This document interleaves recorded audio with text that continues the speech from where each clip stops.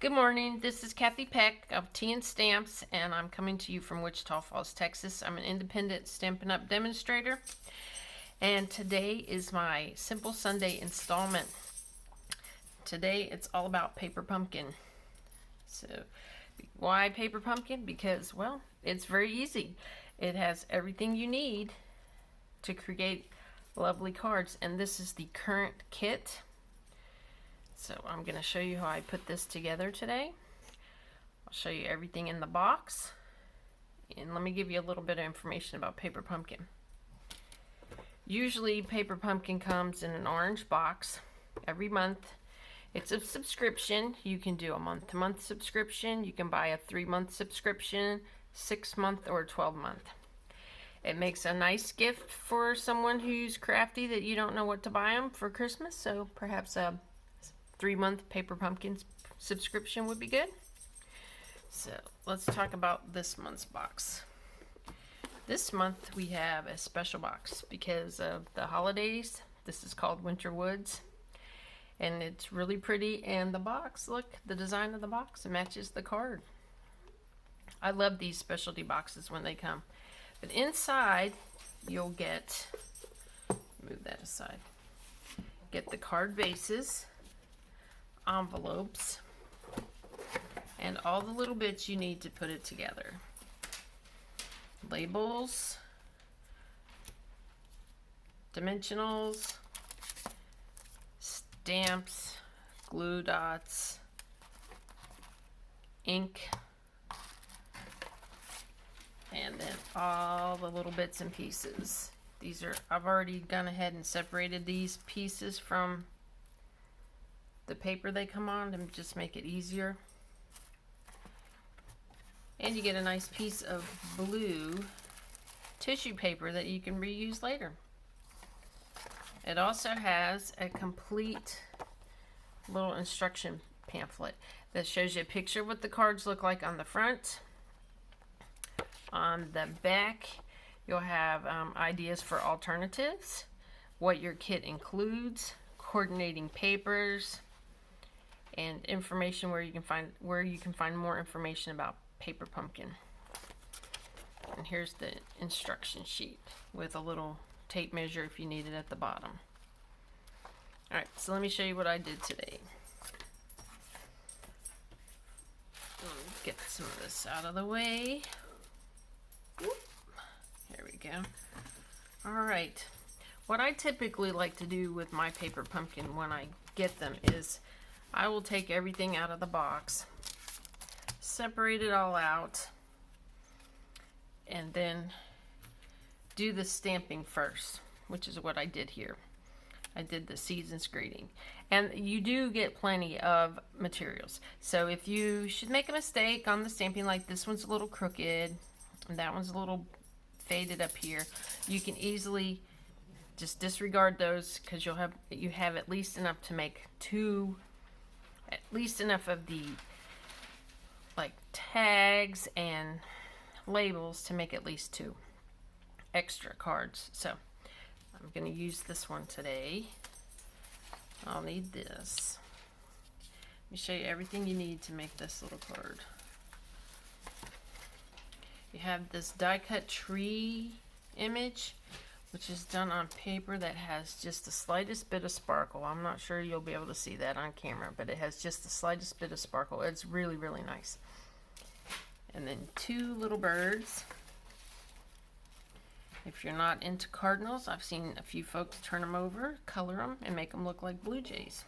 We have a lot of blue jays here in Texas during the winter time. They are some noisy birds though. So here we go. I need that, I need my dimensionals, and I need my glue dots.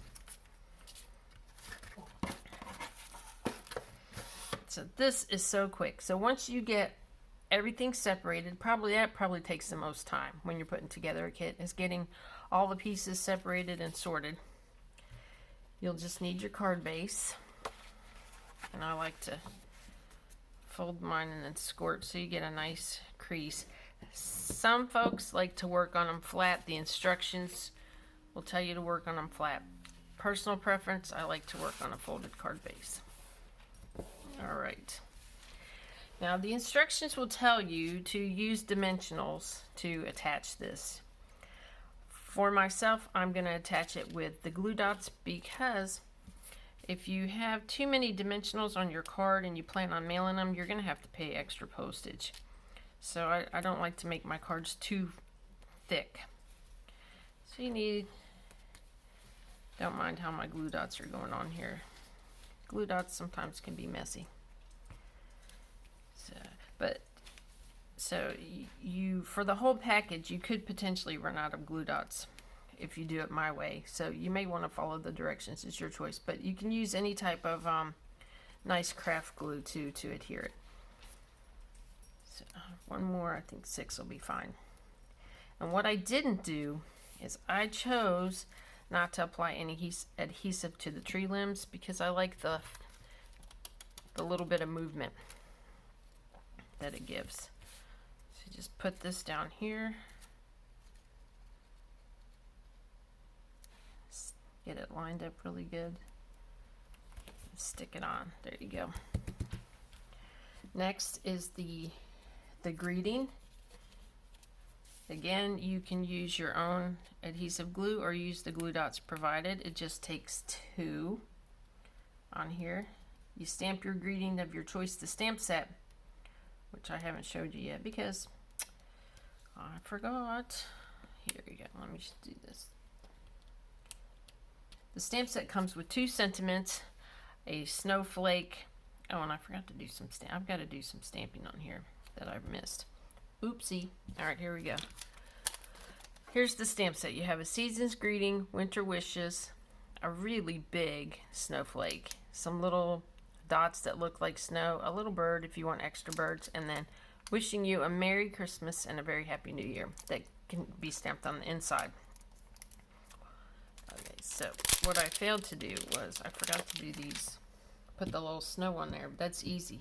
That comes with the Night of Navy stamping spot, but since I have the big pad, I'm going to use that and save that stamping spot for another time. Let's put it on here. I recommend too, when you're using these photopolymer stamps for the first time, you stamp off on a scratch paper a few times to make sure it's getting inked up the way you want it. There's those. See, that's easy. Since I didn't glue those down, I can easily correct my error. There you go. Just leave that there. All right, so that's done. That was quick. Now I am going to use dimensionals to mount the label. And I like to use 3, and I love these mini dimensionals. Mini dimensionals are available in the Stampin' Up! Store. They're nice for small objects. Labels. Here we go. All I need to do now is add my 2 little red cardinals. And if you'll notice, the cardinals come in 2 different directions, facing 2 different directions, in a little bit different shape. So those are the 2 I want to use for my tree. So all you need to do is flip it over, put a glue dot on the belly. Now I'm using the old Stampin' Pierce tool. You can use the new Take Your Pick, which is really nice because it has interchangeable parts for doing this part. Because like the little gummy end would be great for picking up these cardinals. Okay, just get that cover off of there. There you go. There, that's that part done. Now we'll just add the sentiment on the inside.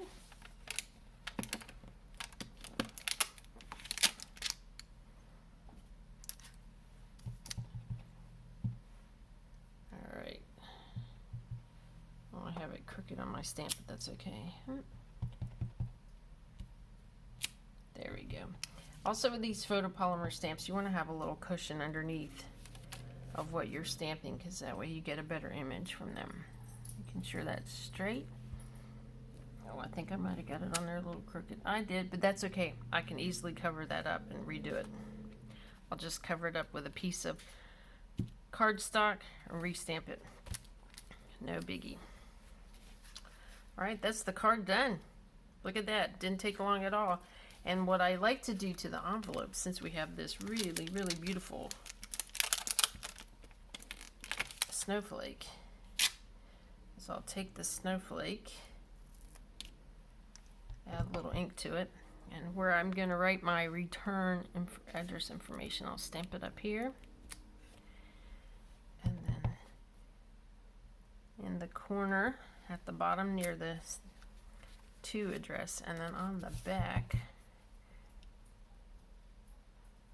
of the envelope. There you go. That's it. That's one card done. This kit comes with a pack of 8 cards. Like I said, it's a subscription. Most months it is a card.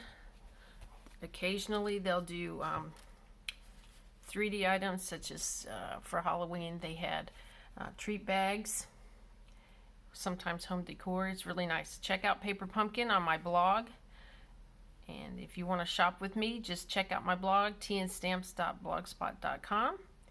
And that's it for today. Thank you.